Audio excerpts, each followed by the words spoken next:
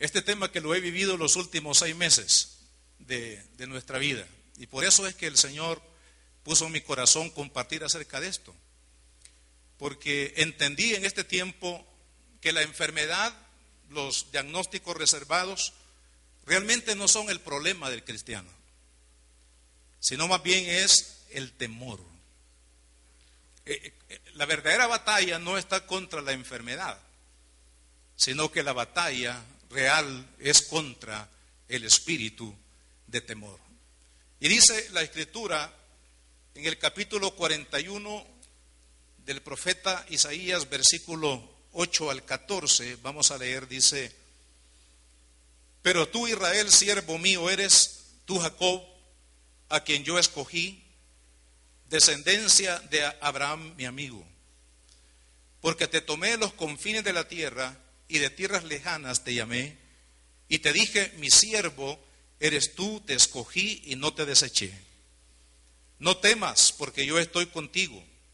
No desmayes, porque yo soy tu Dios que te esfuerzo, siempre te ayudaré, siempre te sustentaré con la diestra de mi justicia. He aquí que todos los que se enojan contra ti serán avergonzados y confundidos, serán como nada y perecerán los que contienden contigo. Buscarás a los que tienen contienda contigo y no los hallarás. Serán como nada y como cosa que no es aquellos que te hacen la guerra. Porque yo, Jehová, soy tu Dios, quien te sostiene de tu mano derecha y te dice, no temas, yo te ayudo. No temas, gusano de Jacob, oh vosotros los pocos de Israel, yo soy tu socorro, dice Jehová, el Santo de Israel, tu Redentor. Aquí podemos orar y la bendición ya está dada. Amén. Es que hay poder en la palabra del Señor. Es bueno el Señor. Hermanos, estos capítulos, del capítulo 40 al capítulo 45 del libro del profeta Isaías, tienen una particularidad. Usted puede estudiar todo el libro del profeta Isaías y se va a dar cuenta que cuando llega al capítulo 40 hay un cambio de tono en el mensaje que se ha estado revelando en los 39 capítulos anteriores. Y ese cambio es precisamente porque Dios ha querido mostrar a Israel. Fíjese qué interesante, porque el profeta Isaías ministró y recibió las profecías de Dios antes precisamente del cautiverio, de una manera anticipada. Dios trajo revelación a este siervo. Y solamente ese hecho nos da una lección tremenda en nuestra vida como cristianos. Porque llegamos a entender de que ya Dios conoce nuestra vida. Ya Dios conoce la película de nuestra vida. Ya Dios conoce, hermanos, todas las montañas que usted va a cruzar. Ya Dios conoce todos los callejones que usted va a pasar. Ya Dios conoce todos los valles de sombra y de muerte que usted va a atravesar desde que nace hasta que muere. Y qué lindo saber que el hecho de que Dios sepa y conozca la vida nuestra, nuestro principio y nuestro final, esta palabra entonces tiene una razón de ser. Porque Dios está anticipando a Israel. Fíjese, Dios no evitó que Israel pasara por el cautiverio, aunque Dios tenía el poder de deshacer a los enemigos de Israel y no permitir que Israel fuera al sufrimiento en el cautiverio. Dios podía hacerlo, pero no lo hizo. Y no lo hizo porque Dios quería, hermanos, enseñarle a su pueblo a confiar en Él. Mire, la vida cristiana, los principios más poderosos de la vida cristiana son tan sencillos que a veces los complicamos. Y uno de los principios más importantes de la vida cristiana es aprender a confiar en Dios todos los días de nuestra vida. No importa cuál sea la circunstancia, la dificultad o la bonanza que estemos atravesando en nuestra vida, Dios, amado hermano, tiene su mirada puesta sobre aquellos que hemos reconocido que su gracia, su favor la necesitamos en nuestra vida. Todo hijo de Dios, todos aquellos que hemos confesado a Cristo como nuestro Señor y nuestro Salvador, nuestra vida, amado hermano, ahora está en las manos del Todopoderoso. de aquel que tiene el poder, hermanos, de traer paz en medio de la tormenta en nuestras vidas. El día 20 de diciembre, fíjese que es la primera Navidad que yo me pierdo en 33 años de ministerio que estamos cumpliendo en este mes de junio. Me hicieron unos exámenes a nivel de la próstata, para los hombres entienden mejor el término, unos días antes del 20 de diciembre. Pero se agotaron todas las instancias, los exámenes, todo, y no había otro camino para seguir la investigación que hacer una biopsia. El médico me dijo, uno de los problemas de las biopsias es que puede haber una infección, pero es un procedimiento sencillo, lo haremos aquí en la clínica 1 hora y usted se va a su casa y tranquilo. Bueno, así nos pasó, fuimos, el procedimiento fue bastante breve, luego salimos, fui a la casa, pero por la noche me entró una fiebre y bueno, una complicación que tuvimos esa noche y tuve que regresar al hospital para ser hospitalizado porque efectivamente tuvimos una infección muy severa después de la biopsia. Entonces ahí comenzó la complicación, aquello que creí que iba a durar unas horas y que al día siguiente iba a estar trabajando, iba a estar haciendo las labores que frecuentemente hacemos, hermanos, fueron totalmente cambiado el panorama. Y ahí estuvimos desde el 20 de diciembre hasta el 24 de diciembre que salimos por la tarde y ya no pude estar aquí en la iglesia, nos perdimos de esa bendición de estar aquí una Navidad acá en la iglesia, porque hubo una complicación bastante severa en el caso mío. Y así, hermanos, durante estos seis meses que han transcurrido del año, hemos podido experimentar situaciones de altos y bajos, un diagnóstico reservado, un diagnóstico de malignidad, un diagnóstico de cáncer. Es un diagnóstico que humanamente hablando lo preocupa, lo aflige a cualquier persona. Yo viajé a los Estados Unidos porque gracias a Dios teníamos un seguro de vida, porque sabemos que los tratamientos médicos en Estados Unidos son sumamente caros, pero gracias a Dios que muchos años antes, comenzamos con ese seguro y al hacer trámite con la aseguradora nos dijo que se podía hacer y ellos hicieron los trámites fácilmente, gracias a Dios. Y tuvimos que viajar para tomar una opinión en los Estados Unidos. Y al llegar allá yo recuerdo que mi hijo Samuel, que nos acompañó por la traducción, él me dice: papá, el médico entró y lo que le dijo fue: usted tiene cáncer. Así, sin mediar palabras, después de que vio los estudios y vio todo lo que ya nosotros llevamos de acá, y así, con eso llegó: usted tiene cáncer. Y así fue el peregrinaje en este tiempo que hemos atravesado, este tiempo de malas noticias para nuestra vida. Después el médico me dice: es imposible hacer una cirugía de inmediato porque usted tiene una inflamación prostática muy elevada y es necesario esperar que el órgano se vuelva a su normalidad para poder hacer la cirugía. Y eso implicaba esperar 2 meses, hermano. Esperar 2 meses sabiendo que en un lóbulo de la próstata ya habían tumores que habían aflorado en el órgano. Y teníamos que esperar 2 meses. ¿Usted se imagina lo que pasó esos 2 meses? Una batalla, como digo, no contra la enfermedad, no contra el cáncer, sino una batalla contra el temor, contra el miedo, contra lo que podía pasar en términos de dos meses en nuestra vida si no había una intervención.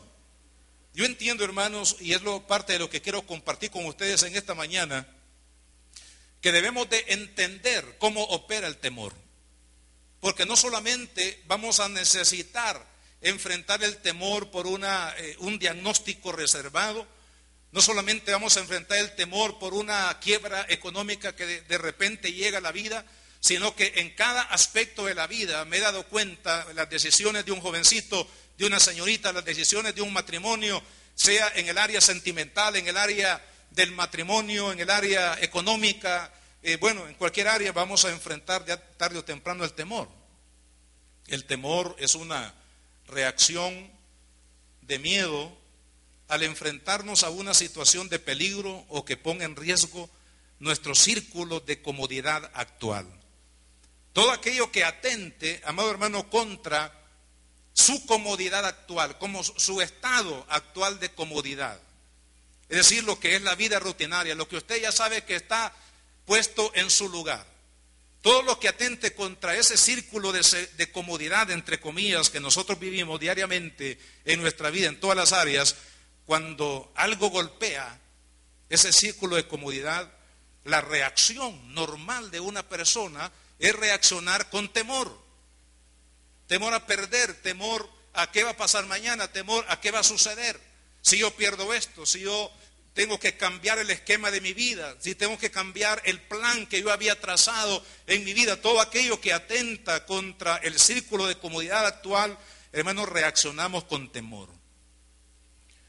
Y sabe que el temor puede desencadenarse en pánico. Es decir, cuando ya el temor es como la copa que rebosa, ¿verdad? Cuando el temor rebosa, cuando va más allá de lo normal, cuando no podemos controlarlo, cuando no podemos saber qué hacer y nos invade el miedo, es porque el temor ha pasado los límites y hemos llegado al pánico. Y generalmente, hermanos, el temor, hay una brecha que se abre en la vida, que generalmente es una brecha traumática, la que produce este tipo de temor, este temor que rebosa, este temor que va al pánico. Cuando usted enfrenta una situación traumática en su vida, en cualquier área, posteriormente a eso, le aseguro, vendrá el espíritu de temor para tratar de destruir la poca esperanza que puede haber en la vida de los hijos, en este caso, de los hijos de Dios. Cuando hay una brecha que se abre en situaciones traumáticas, es muy peligroso que el temor se convierta, amados hermanos, en diríamos, en una fortaleza. Porque cuando el temor se vuelve fortaleza en el corazón, en el alma de una persona, definitivamente vamos a entrar en un campo muy peligroso. Fíjese lo que sucedió con Israel, hablando de estos capítulos que hemos visto en la Biblia. Israel enfrentó, o proféticamente Isaías ve, que Israel iba a enfrentar una situación muy, pero muy traumática. La invasión babilónica, que fue la que realmente, hermanos, trajo, o fue el epicentro, el origen de esta situación traumática.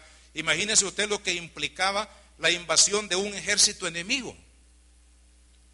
Es como que un gran ejército viniera sobre esta pequeña población y este pequeño territorio de El Salvador, y viniera una potencia mundial con todas sus armas, sin misericordia, para invadir nuestro país y acabar con toda persona, niños, ancianos, que encontrara en el camino. Esto es lo que le pasó a Israel. Claro, fue una situación muy angustiosa.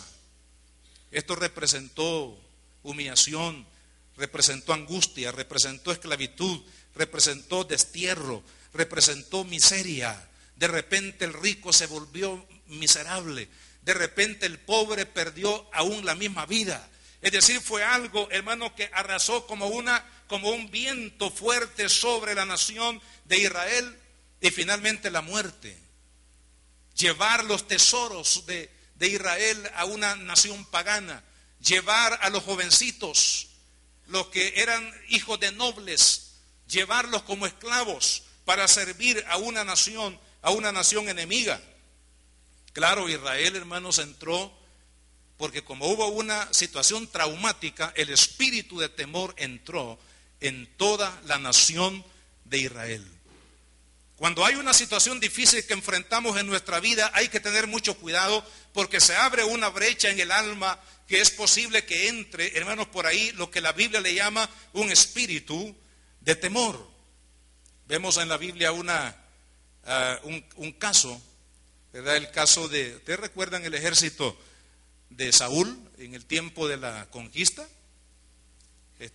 Saúl era un hombre valiente, por eso Dios lo había escogido como líder para este pueblo. Era un hombre valeroso. Israel tenía un buen ejército en aquel momento de la historia, pero cuando llegan a la tierra filistea, usted recuerda la historia. Todo Israel, el ejército, desde Saúl hasta el soldado, el último soldado del ejército, estaban atrincherados, estaban detrás, metidos en cuevas, detrás de las murallas. Estaban así, llenos de miedo. Había un pavor sobre sus vidas. Y la Biblia dice que durante 40 días los filisteos, dirigidos por el famoso gigante Goliat, estuvieron insultando, maldiciendo, retando al ejército de Israel, y ellos estaban ahí como pegados, como petrificados, porque el miedo, hermanos, se había desbordado en la vida de este ejército, porque el espíritu de temor había entrado. Es que hay un temor, amado hermano, es un temor normal a las cosas, que es como un mecanismo de defensa del cuerpo, pero hay un temor que es diabólico, hay un temor que tiene trasfondo en el ámbito espiritual maligno, a través del cual Satanás ataca la vida de aquellos que hemos pasado momentos difíciles de crisis, de situaciones, para destruir nuestra esperanza, para destruir nuestra fe, y es lo que le pasó al pueblo de Israel en este momento. Todos estaban atrincherados por el temor. Yo no sé cuántos han venido hoy, esta mañana acá, con una fortaleza en su alma de temor, de lo que está pasando en su vida, en su matrimonio, en su vida personal, en su vida familiar, en su vida económica, lo que está pasando en nuestro país, que día a día parecería que las cosas se vuelven más difíciles de poder manejar, de poder sostener, el desorden, el caos que hay en la nación. Da poca esperanza si lo vemos a nivel de los ojos físicos. Hay poca esperanza para el pueblo que ve con sus ojos físicos. ¿Por qué? Porque un espíritu de temor se ha apoderado, amado hermano, de este país, sin duda alguna. El temor anula la fe. Si vamos a entender, hermanos, el temor, este espíritu que ataca la vida de las personas, ¿sabe que el temor anula la fe? Jesús le dijo a Jairo, y aquí cito Marcos 5:36, Jesús le dice a Jairo: no temas, cree solamente. ¿Por qué le dijo Jesús a Jairo, cree? Porque el Señor sabía que el temor se había apoderado de su corazón, y ese temor iba a impedir que la fe que lo había llevado a buscar a Cristo para recibir un milagro, esa fe iba a ser estorbada, anulada, si este hombre dejaba de confiar en Cristo por el espíritu de temor que se había apoderado o quería destruir su fe. No temas, cree solamente. Jesús le dijo a Pedro, después de que Pedro se hunde en el mar y el Señor tiene que levantarlo con su mano, con su diestra de poder, y sacarlo a flote y ponerlo en la barca en lugar seguro, el Señor le dijo: ¿por qué dudaste, hombre de poca fe? La duda entró en el corazón de Pedro precisamente por el espíritu de temor. El espíritu de temor distorsiona la realidad. ¿Te recuerda a los espías que fueron a reconocer Canaán? Ellos fueron y dijeron: la verdad que la tierra que Dios dice que es tierra que fluye leche y miel, eso es cierto. Pudimos ver la riqueza, pudimos ver las cosas maravillosas que hay en esa tierra, pero vimos también que los muros van hasta el cielo. Vimos también que son ciudades amuralladas, imposibles de penetrar. Vimos también que los ejércitos de esos pueblos son ejércitos de gigantes, de personas de gran estatura, armados hasta los dientes. Y nosotros nos vimos delante de ellos como chapulines, como moscas delante de ellos. Es imposible que nosotros podamos conquistar esa tierra. ¿Sabe por qué? Porque el espíritu de temor invadió sus vidas y su realidad, hermano, fue perturbada, fue distorsionada. Hay que tener mucho cuidado porque cuando el espíritu de temor ha entrado al corazón de una persona, su realidad se distorsiona. Uno comienza a pensar, hermano, cosas que a lo mejor nunca se van a dar en la vida. Yo recuerdo que un día, en esta batalla que yo tuve contra el temor, una batalla tan prolongada por varios meses, un día yo soñé. Yo creo, no sé si Dios me dio el sueño, no le podía decir, mire, Dios me dio este sueño. Pero un día soñé que yo iba volando en las nubes y llegué al cielo. Y en el cielo estaba con un rostro tan brillante, un rostro tan feliz. Mi tía Lidia, que fue la que nos llevó a los pies de Cristo, tan feliz, un rostro radiante. Y al lado de ella estaba mi papá y mi mamá, que estaban tan felices, como dándome la bienvenida. Y yo dije, Padre, estoy volando para el cielo este día.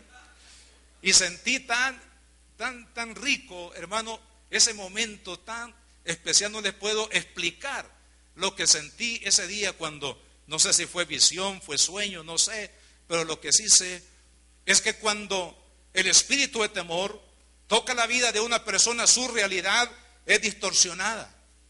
Vemos gigantes donde no hay, vemos imposibilidad donde no la hay, vemos ejércitos que vienen contra nosotros y nos vemos vencidos cuando de nuestro lado está el vencedor, a nuestro lado está el Todopoderoso, a nuestro lado está el que nos ha hecho más que vencedores, pero uno se ve ya derrotado por el ataque del temor. El espíritu de temor produce cobardía y deseo de huir.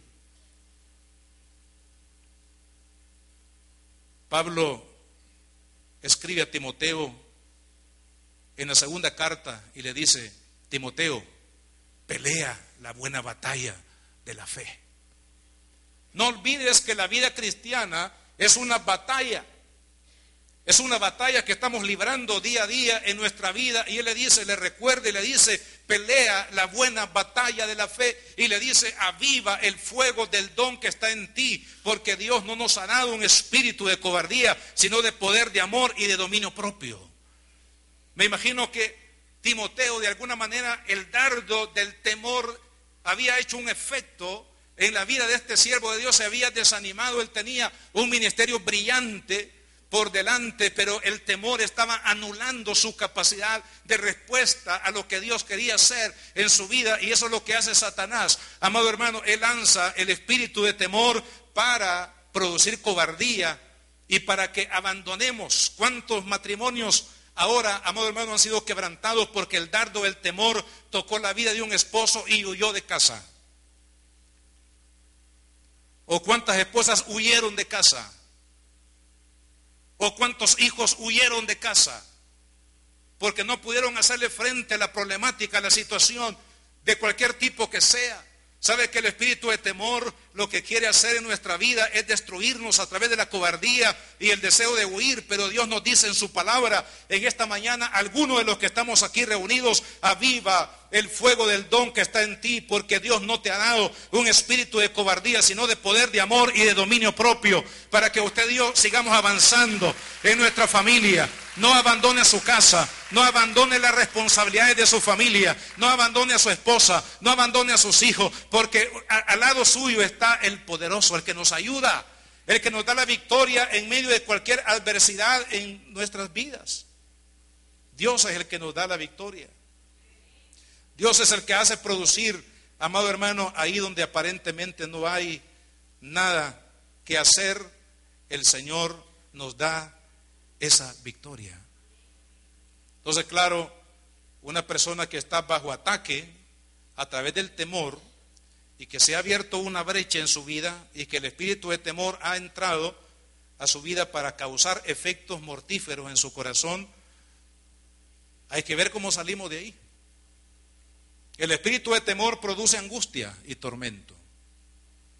La Biblia describe, y por cuestión de tiempo le voy a dar nada más la historia que encontramos en el primer libro de Samuel, capítulo 16, entre el 16 y el 19. Vemos ahí que dice la palabra que un espíritu de malo, pero si usted lee esos pasajes se va a dar cuenta que ese espíritu malo que visitó a Saúl es el espíritu de temor. Yo lo descubrí, hermano, lo descubrí al leer esa historia de 4 capítulos de la Biblia. Señor, ¿cuál fue el espíritu malo que echó a perder la vida de Saúl? Y la Biblia dice que Dios venía de parte de Dios. En otras palabras, lo que significa es que Dios permitió que ese espíritu tocara la vida de Saúl, porque Saúl era una persona rebelde, una persona desobediente, una persona que no quería nada con Dios, que no quería ser gobernado por Dios, que no quería ser dirigido por Dios. Él había tomado su vida en sus propias manos y todo le fue mal. Claro, cuando hay una persona rebelde, una persona que no quiere a Cristo, una persona que no quiere la palabra, una persona que no quiere someterse al reino de Dios, entonces Dios va a quitar todo aquello que impida que el espíritu de temor, es decir, la cobertura. Porque no olvidemos que Saúl tenía unción, fue ungido por Dios, la unción del Espíritu Santo estaba con él, pero, amado hermano, su desobediencia y su rebeldía, su necedad, hizo que Dios quitara las barreras que impedían que este hombre fuera visitado por una entidad diabólica, un espíritu malo. Y ese espíritu era el espíritu de temor. Por temor a perder el puesto, por temor a perder la vida, por temor a perder los privilegios como rey, por temor a perder el control sobre el pueblo que él había ejercido, por temor de perder el control sobre el ejército, por temor de perder su imagen delante de Israel y delante de sus soldados, que era lo que más apreciaba Saúl. El temor lo invadió, hermano. Y dice la palabra que Saúl vivía en angustia y en tormento. ¿Por qué? Porque el espíritu de temor trae angustia, trae tormento. No hay persona que pueda vivir en paz. Realmente no puede estar en paz en casa, no puede dormir bien, tiene pesadillas, no puede sentir el amor de su cónyuge, de sus hijos, no puede ver nada bueno dentro de la sociedad, precisamente porque el espíritu de temor lo angustia. Miren, en esta área de la economía, hermano, hay un espíritu de temor que lo vamos a reprender hoy en el nombre de Jesús. Porque la brecha de la parte económica, de la crisis económica de una familia, de una persona, de una nación, da lugar, abre una brecha para que el espíritu de temor invada y sabe, amado hermano, hay angustia. Por eso estamos tratando de pelear contra lo que en la parte económica, lo que está destruyendo la vida de los hogares a través de esta temática de paz financiera. Porque sabemos que hay un ente espiritual detrás, amado hermano, del temor que se produce en esta área de la economía. Es más, cuando el miércoles pasado que terminamos la enseñanza, vino una hermana y me dijo: hermano, mira, mi hijo está en una condición tremenda, pero yo sé que Dios lo puede sacar, lo puede levantar. Ella creyó en los principios de la palabra que compartimos. Y me dice, a pesar de que yo sé que él está en una total ruina, en un total fracaso en su vida, pero Dios lo puede levantar, Dios lo puede sacar. ¿Por qué? Porque cuando nos exponemos al pensamiento de Dios y a la palabra de Dios, a los principios de Dios, el Espíritu Santo comienza a hacer una obra de restauración en nuestras vidas. Claro, la angustia, hermanos, el temor anula la paz y el progreso personal. Por eso el apóstol Pablo, cuando escribe sobre finanzas, ¿sabían ustedes que la carta a los Filipenses capítulo 4, el tema principal de Pablo ahí es sobre la paz financiera? Y entonces dice Pablo, y la paz de Dios que sobrepasa todo entendimiento. Guardará vuestros pensamientos, vuestro corazón en Dios. Y ahí está hablando, en el contexto, está hablando precisamente, hermanos, de la paz financiera. Pero ¿qué es lo que hace el temor? El temor anula la paz, anula el progreso personal. ¿Usted recuerda cuando Israel, en tiempos de Esdras y Nehemías, que estos siervos fueron realmente siervos valientes porque enfrentaron no solamente el hecho de que los muros estaban derribados, las puertas estaban quemadas a fuego y el pueblo tenía un espíritu de esclavo y de miseria que se había apoderado de sus vidas, pero hay un espíritu mayor, era el espíritu de temor. El temor hizo que Israel se detuviera en su progreso después que Dios les dio el banderillazo, por decirlo así, de restaurar la nación de Israel. Ellos llega un buen grupo dirigidos por Zorobabel para construir una vez más la ciudad de Jerusalén, para levantar la gloria de aquel pueblo que había sido abatido por la prueba durante 70 años, pero se enfrentan contra burladores, contra personas que los escarnecían, contra personas que les hacían burla, que se opusieron a ellos. ¿Y sabe cuál fue el resultado de la burla, de los escarnios, de lo que encontraron ahí, de sus enemigos? La obra se detuvo por varios años. ¿Por qué? Porque el espíritu de temor detuvo el progreso, detuvo el plan de restauración de vida que Dios tenía para su pueblo de Israel, hasta que se levantaron hombres valientes como Esdras y como Nehemías, que fueron enviados por el Espíritu Santo para pelear contra ese espíritu de temor y levantar, amado hermano, la fe, la esperanza de ese pueblo. Dice la Biblia que Nehemías en un tiempo récord, en 52 días, levantaron los muros de Jerusalén. ¿Sabe por qué? Porque se necesita, amado hermano, enfrentar el espíritu de temor. Porque si no enfrentamos con las armas espirituales poderosas en Dios para destruir las fortalezas, el espíritu de temor va a detener tu progreso, va a detener la paz de tu familia, la paz de tu matrimonio, la historia de tus hijos, que puede ser una historia brillante, maravillosa.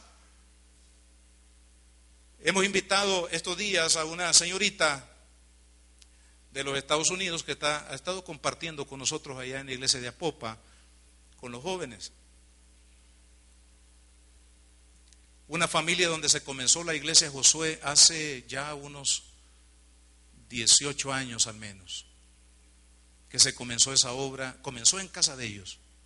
Ella era una niña cuando se inició la obra, ahora es una señorita, una señorita ejecutiva que está viajando por el mundo a través de su trabajo, pero que además de eso le está sirviendo a Dios.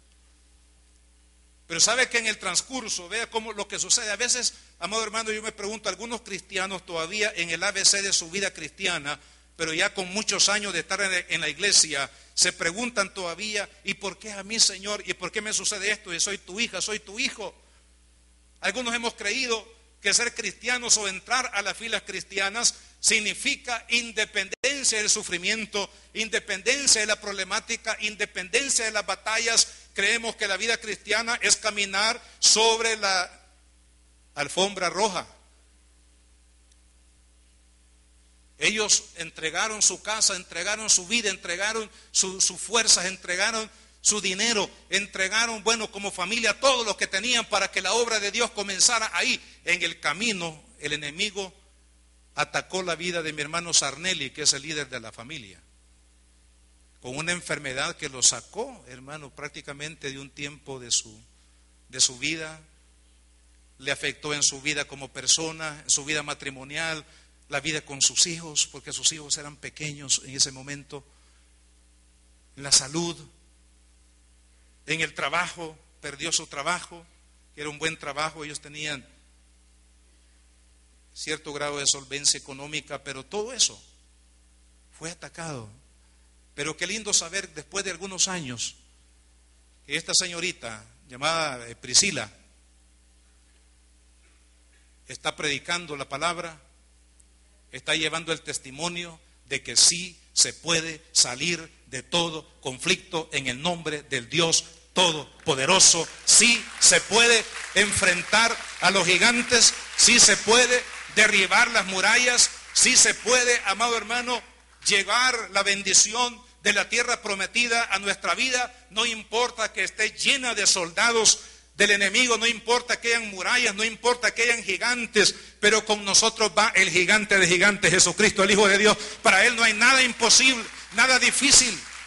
Entonces, claro, el temor persigue detener la marcha de los hijos de Dios. Pero usted y yo, en el nombre de Jesús, tenemos que seguir adelante. El profeta Isaías nos habla en el corazón del libro de Isaías acerca de las claves para vencer el temor. Y simplemente las voy a leer en el capítulo 40, versículo 9. Lea conmigo lo que dice la palabra. Dice: súbete sobre un monte alto, anunciadora de Sión, levanta fuertemente tu voz, anunciadora de Jerusalén, levántala, no temas, di a las ciudades de Judá, ved aquí al Dios vuestro. Versículo 10 dice: he aquí que Jehová el Señor vendrá con poder y su brazo señoreará. He aquí que su recompensa viene con él y su paga delante de su rostro.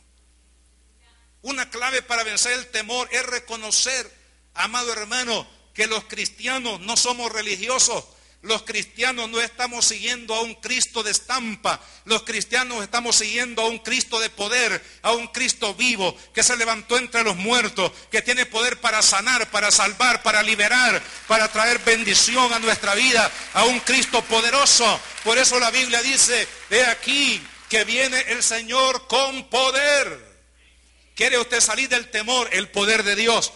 El poder de Dios, amado hermano, que hace lo imposible, es una de las claves para vencer el temor.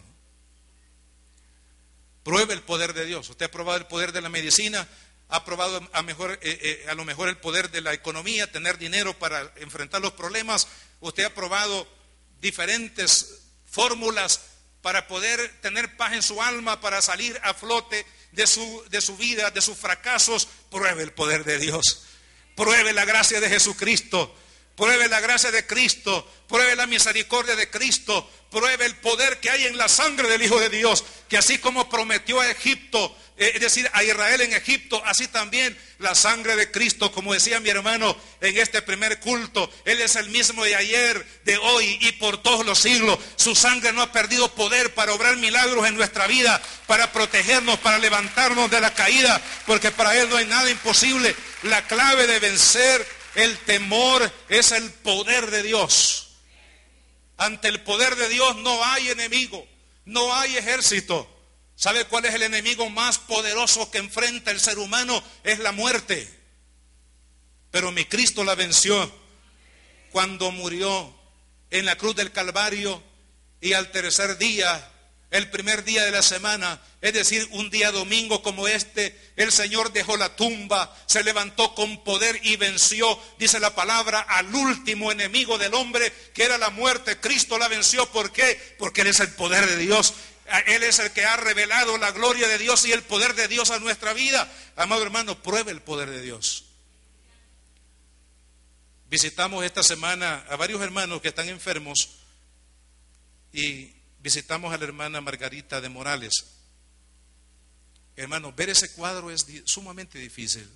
Realmente, si uno no ora en el Espíritu y ora viendo el cuadro de la situación de mi hermana, es difícil orar con fe. Es un cuadro sumamente difícil. Y orar y decir: Padre, tu palabra dice que por tu llaga fuimos curados. Padre, tu palabra dice que enviaste la palabra para sanarnos. Padre, tu palabra dice que pondremos las manos sobre los enfermos y estos sanarán. Padre, tu palabra dice: no olvides ninguno de sus beneficios, y entre ellos está el que sana todas tus dolencias. Claro, cuando uno lo ve en la carne, amado hermano, uno lo que quizás ni oraría. Pero cuando uno lo ve en el poder de Dios, es que para Dios no hay nada imposible. Lázaro tenía 4 días de estar ya muerto, su carne había entrado en descomposición, y el Señor le dice a su familia: no te he dicho que si crees verás el poder de Dios, verás la gloria de Dios. Amado hermano, por eso Una de las claves para vencer el temor que está tratando de destruir su vida, su paz personal, familiar y en todas las áreas de su vida, enfréntelo en el poder del Hijo de Dios. Para Él no hay nada imposible. Amado hermano,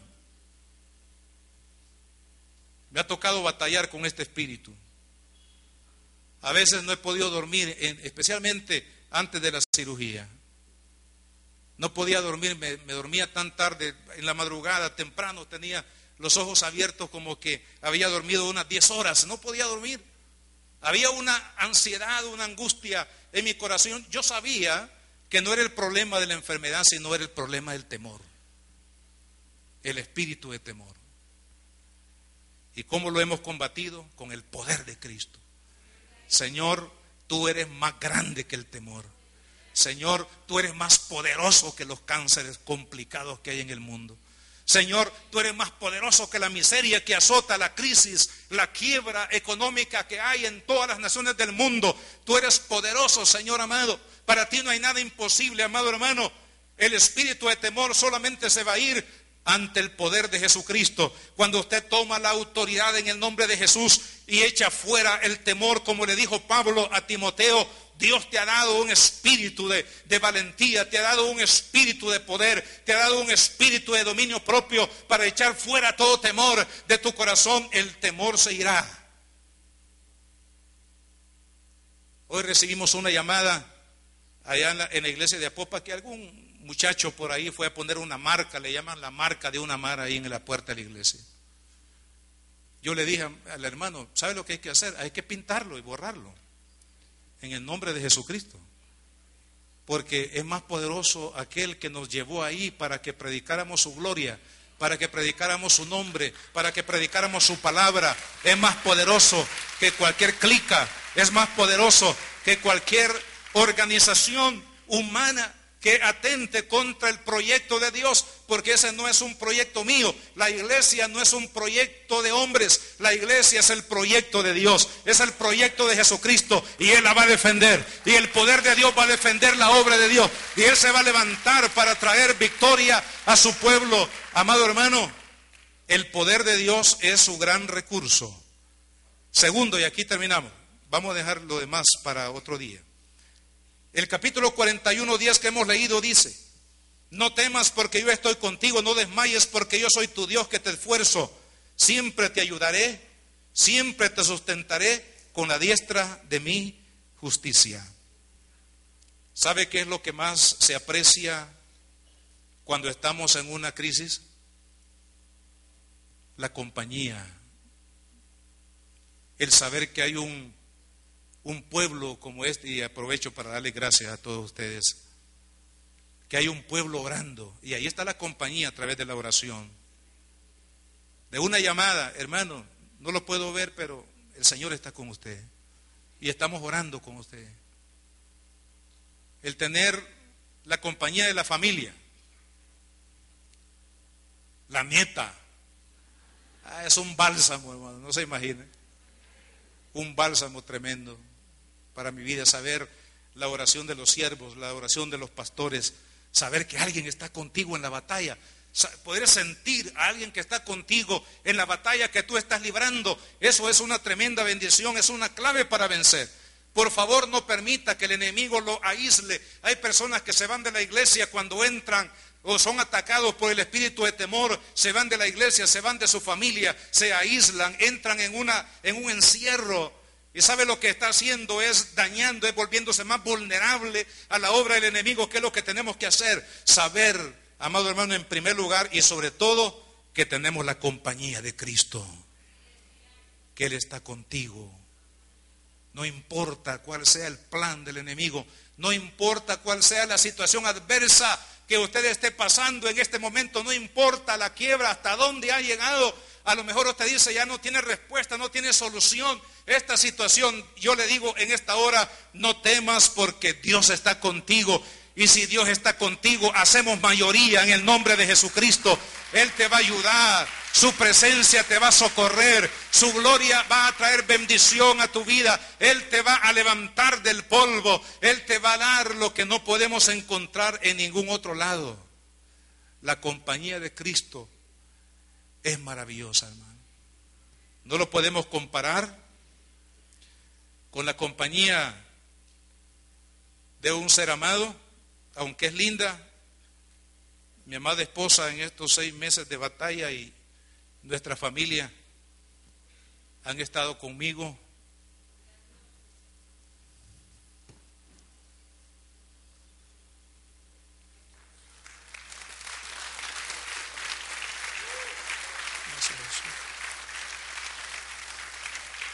Vi a una hija de la hermana Margarita esta semana que llegamos a visitarla. Ahí está.